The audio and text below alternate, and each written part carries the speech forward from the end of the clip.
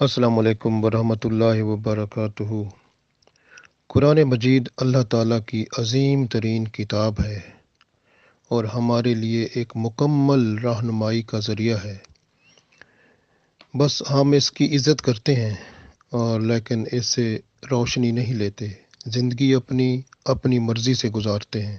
اللہ کے دشمن بن جاتے ہیں، کیونکہ جو اپنی مرضی اختیار کرتا ہے وہ اللہ کا دشمن ہے، کیونکہ نفس جو ہے وہ اللہ کے ساتھ تعاون نہیں کرتا، نفس کی بات مان کے، اپنی خواہش مان کے زندگی کو گزارنا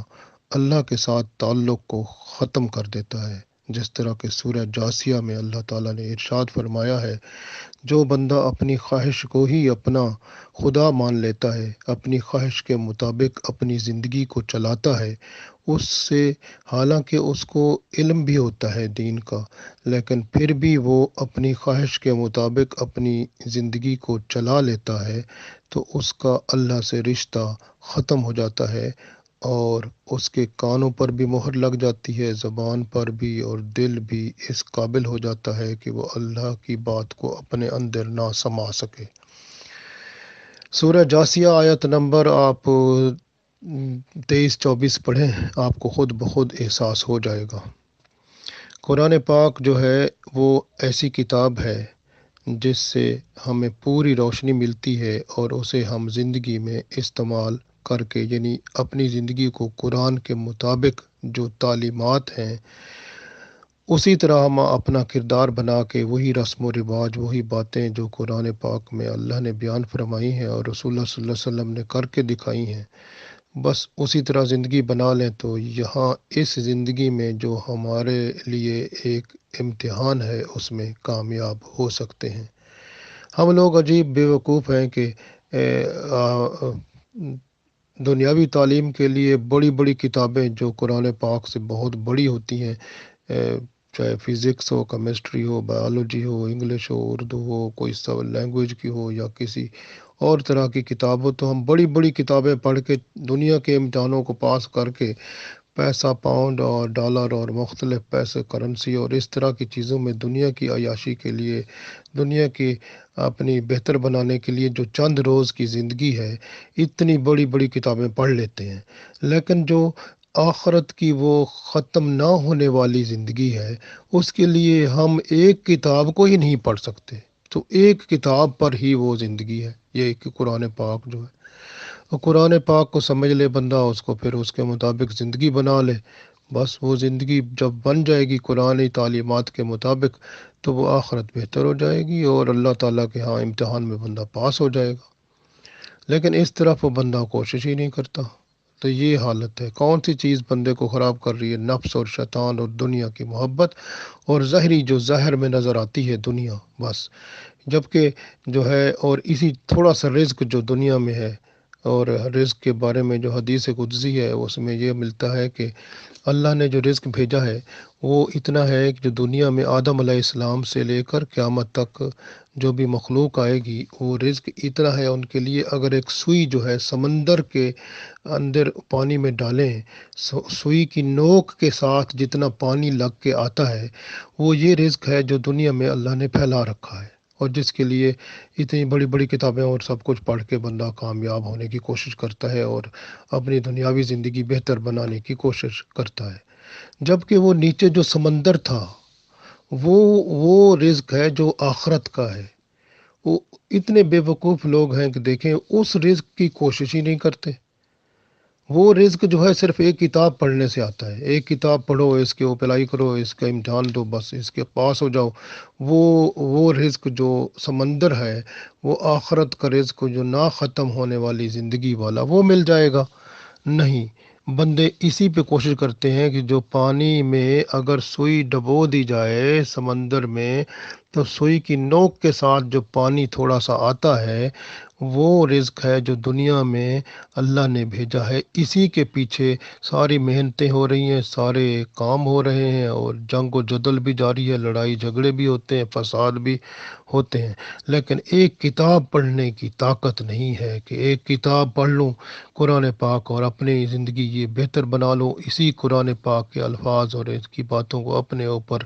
اپلائی کر لوں، اپنی زندگی اس کے مطابق بنا لوں، اور رسول پاک صلی اللہ علیہ وسلم قرآن و سنت کے مطابق زندگی گزار کے کامیاب ہو جاؤں، یہ نہیں ہوتا۔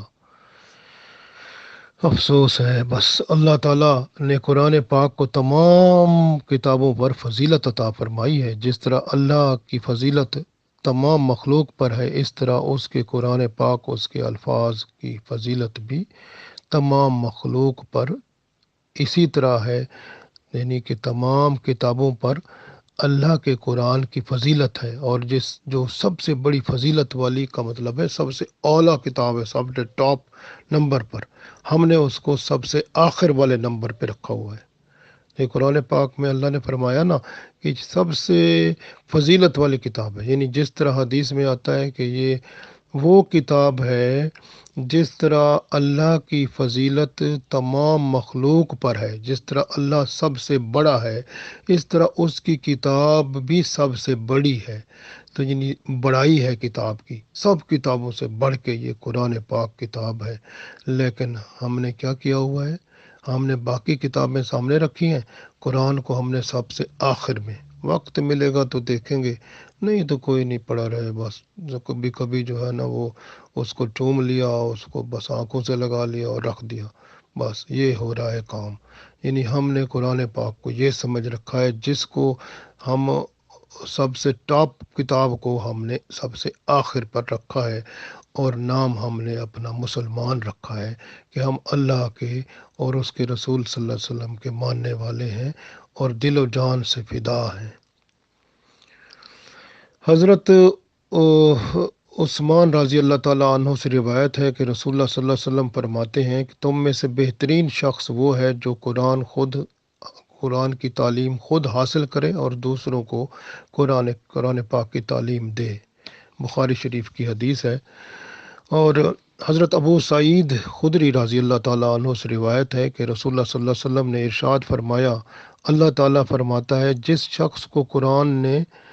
مجھ سے دعا اور مانگنے سے مشغول رکھا، یعنی قرآن پڑھنے میں اتنا بندہ مصروف ہو گیا کہ دعا مانگنے کی بھی ٹائم نہ ملا، تو اللہ فرماتا ہے میں اس کو مانگنے والوں سے زیادہ دوں گا۔ اور تمام کلاموں پر اللہ کے کلام کی فضیلت ایسی ہے جیسے مخلوق پر اللہ تعالیٰ کی فضیلت ہے۔ تو آپ دیکھ لینا، ترمذی شریف کی حدیث ہے یہ۔ حضرت عبداللہ بن عمر رضی اللہ تعالیٰ عنہ فرماتے ہیں کہ نبی پاک صلی اللہ علیہ وسلم نے ارشاد فرمایا، دو قسم کے آدمیوں کے علاوہ کسی پر حسد جائز نہیں ہے، ایک وہ آدمی جسے اللہ نے قرآن کی دولت دی ہو اور وہ صبح و شام اس میں مشغول رہتا ہو، اور دوسرا وہ آدمی جسے اللہ تعالیٰ نے دولت دی ہو اور وہ صبح و شام اس کو اللہ کے راستے میں خرچ کر رہا ہو۔ مسلم شریف میں یہ حدیث موجود ہے۔ حضرت عبداللہ بن مسعود رضی اللہ تعالیٰ عنہ سے روایت ہے کہ رسول اللہ صلی اللہ علیہ وسلم نے ارشاد فرمایا، جس نے قرآن پاک میں سے ایک حرف پڑھا اس کے لیے ایک نیکی ہے، یعنی جیسے قرآن پاک کے الفاظ ہیں نا، الف لام اور میم، تین حرف ہے نا، تو تین حرف پڑھیں گے تو تین کو 10 سے ضرب دیں، 30 نیکیاں مل جائیں گی۔ یہ تو صرف پڑھنے کا ہے نا، جب پڑھ کر اس کا مطلب سمجھیں گے، پھر اس کی ملٹیپلیکیشن 700 سے دیں، پھر اس کا جب اس کو اپلائی کریں گے اپنے اوپر، پھر تو کروڑوں میں جائے گا، پھر اگر وہ دوسروں کو بتائیں گے تو پھر تو اللہ ہی جانتا ہے اس کو ایک ایک حرف کا کتنا اجر ملے گا قیامت میں، یہ تو پھر اللہ ہی جانتا ہے۔ یہ ترمذی شریف کی حدیث تھی۔ آگے حضرت عائشہ رضی اللہ تعالیٰ عنہ سے روایت ہے کہ رسول اللہ صلی اللہ علیہ وسلم نے ارشاد فرمایا کہ قرآن کا ماہر نیک کار بزرگوں یعنی فرشتوں کے ساتھ ہوگا، یعنی جو قرآن پاک کا ماہر ہے، قرآن پاک کو سمجھتا ہے اتنا زیادہ، تو وہ فرشتے بڑے جیسے جبرائیل، میکائیل، اسرافیل، عزرائیل ہیں، ان کے صف میں ہوگا، اور جو شخص قرآن اٹک اٹک کر پڑھتا ہے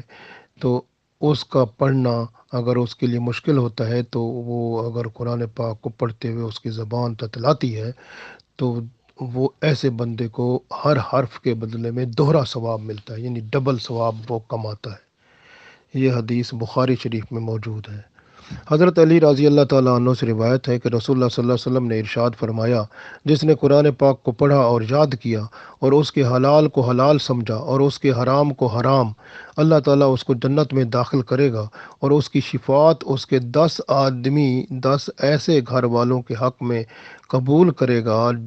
جن کے لیے دوزخ واجب ہو چکی ہوگی۔ یہ حدیث ترمذی اور ابن ماجہ 2 کتابوں میں موجود ہے۔ حضرت عمران بن حسین رضی اللہ تعالیٰ عنہ سے روایت ہے کہ وہ ایک ایسے یعنی ایک قصے میں ایسے جوان پر سے گزرے جو قرآن پاک پڑھ کر سوال کر رہا ہے۔ آپ نے انا للہ پڑھا اور فرمایا، میں نے رسول اللہ صلی اللہ علیہ وسلم سے سنا ہے کہ جو شخص قرآن پڑھے اور اللہ تعالیٰ سے اس کے ذریعے سوال کرے وہ ان قریب وہ رحمت والے لوگ ہیں، اور جو ان قریب فرمایا آپ صلی اللہ علیہ وسلم نے کہ ان قریب ایسے لوگ آئیں گے جو قرآن پاک کی تلاوت کر کے اس کے ذریعے سے مانگیں گے، یعنی پیسے مانگیں گے۔ ترمذی شریف میں حدیث ہے، یعنی یہ جو ہے نا، یہ پیسے مانگنا شریعت کے مطابق یہ اجازت نہیں ہے کہ قرآن پڑھو، میں قرآن پڑھوں گا، اتنے پیسے دو گے تو پڑھوں گا، اتنے پیسے دو گے تو میں پڑھاؤں گا، اتنا یہ جو ہے نا، جب ایسی بات ہو جائے تو سمجھو وہ بندہ جو ہے قرآن کو بیچ رہا ہے، ایمان بیچ رہا ہے، تو اس کی حالت خراب ہے۔ حضرت انس بن مالک رضی اللہ تعالیٰ عنہ سے روایت ہے کہ رسول اللہ صلی اللہ علیہ وسلم نے ارشاد فرمایا، لوگوں میں اللہ کے کچھ مخصوص بندے ہوتے ہیں۔ صحابہ کرام رضوان اللہ علیہم اجمعین نے عرض کیا، یا رسول اللہ صلی اللہ علیہ وسلم وہ کون لوگ ہیں؟ آپ صلی اللہ علیہ وسلم نے فرمایا، وہ قرآن والے ہیں جو اللہ کے اہل اور اس کے خاص بندے ہیں۔ تو قرآن پاک والوں کو اللہ کے خاص بندے فرمایا گیا ہے۔ ابن ماجہ کی حدیث ہے۔ حضرت عبداللہ بن عمر رضی اللہ تعالیٰ عنہ جو ہے وہ اللہ کے رسول صلی اللہ علیہ وسلم سے بہت ساری حدیثیں جو ہیں انہوں نے نقل کی ہیں، اور یہ حدیث جو اب میں پڑھ رہا ہوں یہ ان کے والد صاحب حضرت عمر بن خطاب رضی اللہ تعالیٰ عنہ سے روایت ہے کہ رسول اللہ صلی اللہ علیہ وسلم نے فرمایا، اللہ تعالیٰ اس کتاب کے سبب یعنی قرآن پاک کے بعض لوگوں کو رفعت عطا فرماتا ہے، یعنی ان کے درجے بلند فرماتا ہے، اور بعض کو پست کر دیتا ہے، یعنی قرآن پڑھ کے ہی وہ گمراہ ہو جاتے ہیں، ان کے درجات ہی ختم ہو جاتے ہیں، ان کے اوپر اللہ تعالیٰ کی ناراضگی ہوتی ہے۔ مسلم شریف میں حدیث موجود ہے۔ تو اس لیے قرآن پاک کو جب سنت رسول صلی اللہ علیہ وسلم، محبت رسول صلی اللہ علیہ وسلم کے ساتھ پڑھیں گے تو پھر قرآن پاک کی صحیح سمجھ آتی ہے اور صحیح رہنمائی ملتی ہے۔ اگر آپ اپنی مرضی سے پڑھیں گے اور کسی اور کو سامنے رکھ کے، تو پھر قرآن پاک سے وہ رہنمائی نہیں مل سکے گی۔ رہنمائی ملتی ہے تو جو صاحب قرآن ہے رسول اللہ صلی اللہ علیہ وسلم، ان کے ذریعے سے ملتی ہے۔ اس لیے قرآن و سنت اور رسول پاک صلی اللہ علیہ وسلم کی محبت اور سیرت النبی صلی اللہ علیہ وسلم سے ہی آپ روشنی لیں، قرآن کو دیکھیں، پھر آپ دیکھیں کتنا مزہ آتا ہے۔ حضرت ابو امامہ رضی اللہ تعالیٰ عنہ فرماتے ہیں، میں نے رسول اللہ صلی اللہ علیہ وسلم سے سنا، آپ صلی اللہ علیہ وسلم فرماتے تھے، قرآن پاک پڑھو، بے شک قیامت کے دن اپنے پڑھنے والوں کی یہ سفارش کرے گا۔ آپ دیکھیں نا، قرآن پاک جب ہماری قیامت کے دن سفارش کرے گا تو ہم اس کے ساتھ رابطہ بنا لینا، تو اگر کوئی اور راستہ نہیں ہوگا تو قرآن پاک ہی جنت میں لے جائے، کتنے مزے کی بات ہے۔ حضرت ابو موسیٰ اشعری رضی اللہ تعالیٰ عنہ سے روایت ہے کہ نبی پاک صلی اللہ علیہ وسلم نے فرمایا، وہ آدمی جو قرآن پاک پڑھتا ہے وہ نارنگی کی مثل ہے، اس کی خوشبو بھی اچھی ہے اور ذائقہ بھی عمدہ ہے، اور جو قرآن پاک نہیں پڑھتا کھجور کی مثل ہے، یعنی اس کی خوشبو نہیں البتہ ذائقہ بہترین ہے۔ قرآن پاک پڑھنے والا یعنی قرآن پاک پڑھنے والا ایسا بندہ جو منافق ہے، وہ ایسا ہے جس کی خوشبو اچھی ہے لیکن ذائقہ کڑوا ہے۔ مطلب ہے منافق جو قرآن پاک نہیں پڑھتا وہ اس کی خوشبو بھی نہیں ہوتی اور اس کا نہ ذائقہ ہوتا ہے، یعنی مطلب یہ ذائقہ بھی کڑوا ہے۔ یعنی اس کا مطلب یہ، ویسے انہوں نے سمجھانے کے لیے مثال دی کہ منافق کا قرآن پڑھنا وہ ایسے قرآن قرآن پاک جو منافق ہوتا ہے نا، اگر وہ پڑھتا ہے تو وہ خوشبو اس کی ہوتی ہے لیکن ذائقہ کڑوا ہوتا ہے، لیکن اگر قرآن پاک منافق نہیں پڑھتا تو وہ نہ اس کی خوشبو اور نہ ذائقہ، نہ خوشبو ہوتی ہے اور بلکہ ذائقہ کڑوا ہے۔ تو بخاری شریف میں یہ حدیث موجود ہے۔ حضرت عبداللہ بن عباس رضی اللہ تعالیٰ عنہ سے روایت ہے کہ رسول اللہ صلی اللہ علیہ وسلم نے ارشاد فرمایا، بے شک وہ شخص جس کے پاس قرآن کا کچھ حصہ نہیں ہے وہ ویران گھر کی طرح ہے۔ ترمذی شریف میں یہ حدیث موجود ہے۔ حضرت سعد بن عبادہ رضی اللہ تعالیٰ عنہ سے روایت ہے، رسول اللہ صلی اللہ علیہ وسلم نے ارشاد فرمایا، جو شخص قرآن پڑھے پھر اس کو بھلا دے تو اللہ تعالیٰ سے قیامت کے روز ایسی حالت میں ملے گا کہ جیسے جزامی کی طرح، کہ جس کے بدن کے جسم ٹکڑے ٹکڑے ہو گئے ہوں گے، یعنی بدن کے جس کے ٹکڑے ٹکڑے ہو جاتے ہیں جسم کے، اس حالت میں وہ قیامت کے دن اللہ سے ملے گا۔ ابو داؤد میں یہ حدیث موجود ہے۔ حضرت عبداللہ بن عباس رضی اللہ تعالیٰ عنہ سے روایت ہے کہ جبرائیل علیہ السلام رسول اللہ صلی اللہ علیہ وسلم کے پاس بیٹھے ہوئے تھے، انہوں نے اوپر سے ایک آواز سنی، انہوں نے اپنا سر اٹھایا اور کہا کہ یہ آسمان کا دروازہ کھلا ہے اور آج یہ کھولا گیا ہے، پہلے یہ دروازہ کبھی نہیں کھولا گیا۔ اور اس سے ایک فرشتہ نازل ہوا، جبرائیل علیہ السلام نے کہا، یہ فرشتہ زمین پر آج ہی اترا ہے، اس سے پہلے کبھی نہیں اترا۔ فرشتے نے رسول پاک صلی اللہ علیہ وسلم کو سلام کیا اور عرض کیا کہ یا رسول اللہ صلی اللہ علیہ وسلم خوشخبری حاصل کیجئے، یہ دونوں نور آپ کو عطا کیے گئے ہیں جو پہلے کسی نبی کو نہیں عطا کیے گئے۔ کون سے نور؟ پہلا نور سورہ فاتحہ اور دوسرا نور سورہ بقرہ کی آخری 2 آیتیں۔ تو یہ بہت بڑے نور ہیں جو اللہ کے رسول صلی اللہ علیہ وسلم کو عطا ہوئے ہیں، جو کبھی پہلے کسی کو عطا نہیں ہوئے۔ مسلم شریف میں حدیث موجود ہے۔ حضرت نواس بن سمعان رضی اللہ تعالیٰ عنہ سے روایت ہے کہ رسول اللہ صلی اللہ علیہ وسلم نے فرمایا، قیامت کے روز قرآن لایا جائے گا اور وہ لوگ جو قرآن پر عمل کرتے ہیں ان کو لایا جائے گا کہ اس طرح کے سورہ بقرہ اور سورہ آل عمران ان کے آگے ہوں گے، گویا وہ ایسے جیسے بادل ہوتے ہیں، 2 سائبان ہوتے ہیں، وہ اس طرح کی چمک میں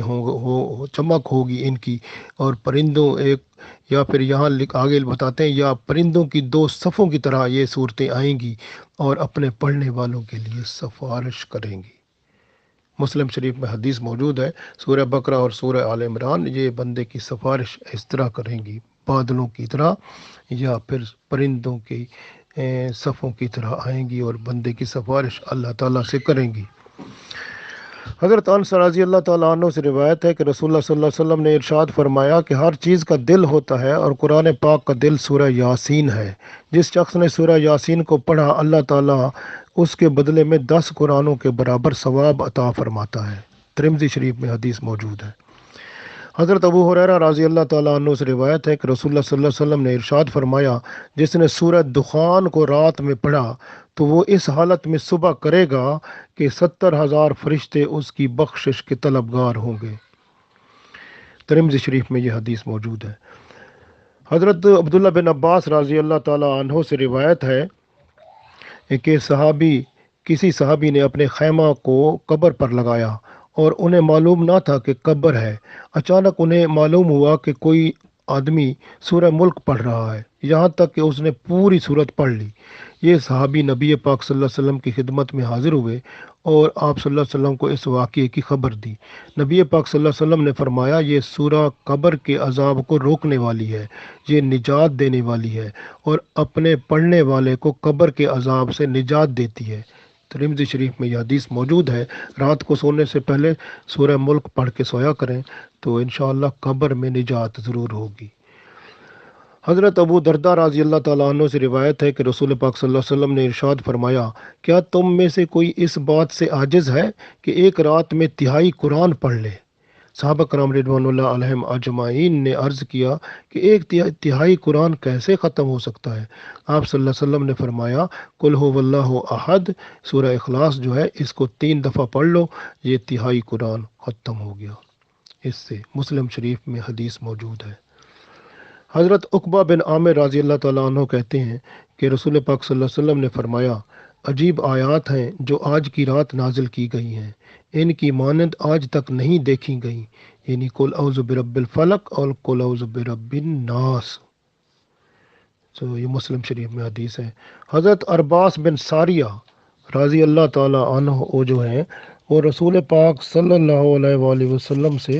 وہ روایت کرتے ہیں کہ آپ صلی اللہ علیہ وسلم یہ اکثر جو ہے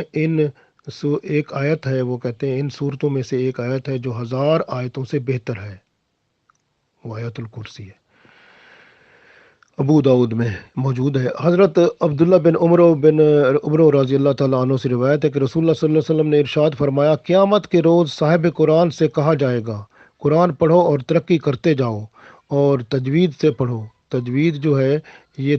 ترتیل جو لفظ ہے نا، ترتل کو ترتیل تجوید کہا ہے، کیونکہ اس وقت تو تجوید نہیں تھی عرب میں، تو تجوید تو ابھی رسول پاک صلی اللہ علیہ وسلم کے یہ تقریباً کوئی 700 سال کے بعد شروع ہوا یہ سلسلہ،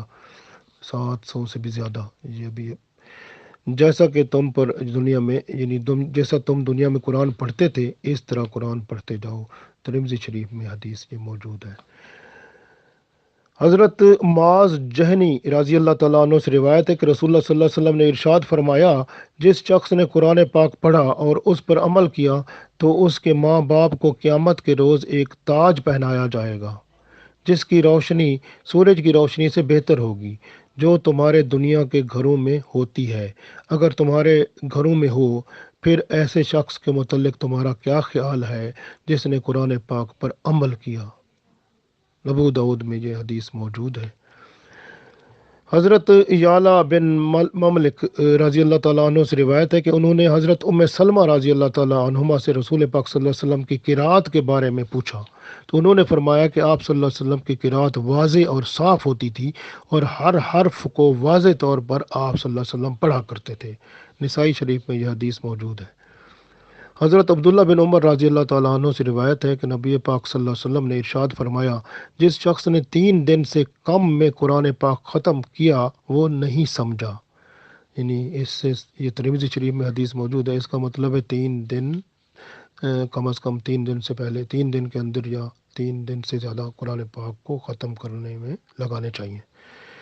حضرت عقبہ بن عامر رضی اللہ تعالیٰ عنہ سے روایت ہے کہ رسول پاک صلی اللہ علیہ وسلم نے ارشاد فرمایا، قرآن کو با آواز بلند پڑھنے والا ایسا ہے جیسے صدقہ کو اعلانیہ کر دینے والا، اور قرآن کو آہستہ پڑھنے والا ایسا ہے جیسے پوشیدہ صدقے کو چھپ کر دینے والا۔ ابو داؤد میں یہ حدیث موجود ہے۔ حضرت برا بن عازب رضی اللہ تعالیٰ عنہ سے روایت ہے کہ رسول اللہ صلی اللہ علیہ وسلم نے فرمایا کہ قرآن کو اپنی آوازوں سے بھی زینت دو۔ اب لیکن یہ اس طرح کی آوازوں سے نہیں جس طرح کے پیسے لیتے ہیں لوگ اور آواز جو ہے قرآن بناتے ہیں اور آواز سے پیسے لینے کی کوشش کرتے ہیں تاکہ دنیا اور مال ملے اس سے، تو وہ قرآن کو بیچتے ہیں۔ تو اللہ تعالیٰ ایسے لوگوں سے بچائے۔ تو اس وجہ سے ہمیں قرآن پاک اللہ کی وہ کتاب ہے جو اللہ نے جس کو سب سے بڑھ کر فرمایا ہے، اور جس طرح اللہ کی فضیلت ہے، اللہ سب سے بڑا ہے، اس طرح اس کی کتاب بھی سب سے بڑھ کر ہے۔ آج ہم یہ پروگرام بنا لیں کہ ہم قرآن پاک کو جو ہے نمبر 1 پہ رکھیں گے، ہم اس کو آخری نمبر پہ نہیں رکھیں گے ہم، کیونکہ اپنی پریفرنس رکھتے ہیں نا کہ سب ترجیح دیتے ہیں اپنی چیزوں کو، باقی چیزوں کو، قرآن پاک کو بالکل آخر میں رکھتے ہیں۔ آج ہم پروگرام بنا لیں بس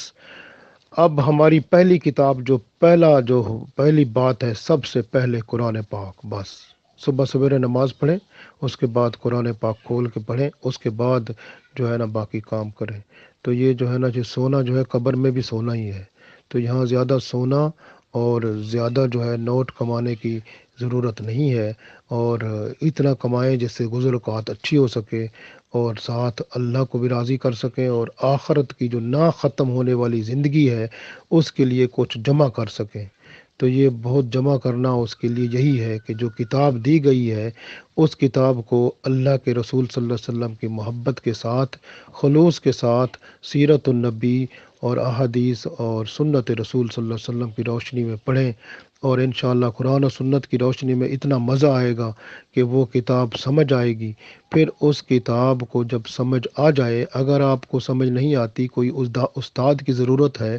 آج کل فرقے بہت ہیں، تو آپ استاد جو بنانا ہو اس کا استخارہ کر لیں۔ استخارہ رسول پاک صلی اللہ علیہ وسلم نے فرمایا کہ استخارہ اللہ سے مشورہ ہوتا ہے، تو اللہ سے مشورہ کر لیں۔ استخارہ کرنے سے بہتر خود کریں، دوسروں سے نہ کہیں، خود استخارہ کریں۔ رات کو عشاء کی نماز پڑھ کے 2 رکعت نماز نفل پڑھ لیں، اس کے بعد استخارہ کی دعا ہوتی ہے، ہر نماز کی کتاب میں ہوتی ہے، اس کو پڑھ کے اور دل میں خیال کریں کہ یہ استاد میرے لیے بہتر ہوگا، تو پھر اگر وہ اللہ تعالیٰ کا حکم ہو جائے کہ وہ بہتر ہے، تو پھر اس استاد سے آپ قرآن پاک سیکھنا شروع کریں، کیونکہ ہمیشہ رسول پاک صلی اللہ علیہ وسلم کی بات میں ہی سب سچائی ہے، اور آپ صلی اللہ علیہ وسلم نے جو بھی باتیں فرمائی ہیں سب فرقے ختم ہو جاتے ہیں، بس وہ خالص دین نکھر کے سامنے آ جاتا ہے۔ اس لیے ہمیں اللہ کے رسول صلی اللہ علیہ وسلم سے ہی رہنمائی لینی چاہیے۔ اور اللہ تعالیٰ نے قرآن پاک میں بھی فرمایا ہے، وَمَن يُطِعِ الرَّسُولَ فَقَدْ أَطَاعَ اللَّهَ، جس نے رسول پاک صلی اللہ علیہ وسلم کی اطاعت کی گویا اس نے اللہ کی اطاعت کی۔ اللہ تعالیٰ ہم سب کو اللہ اپنی اطاعت کرنے والا بنائے اور اپنے حبیب صلی اللہ علیہ وسلم کی اطاعت کرنے والا بنائے، اور ہمیں پھر قیامت کے دن اپنی رحمت سے جنت الفردوس میں داخل کر کے مشرف فرمائے، آمین۔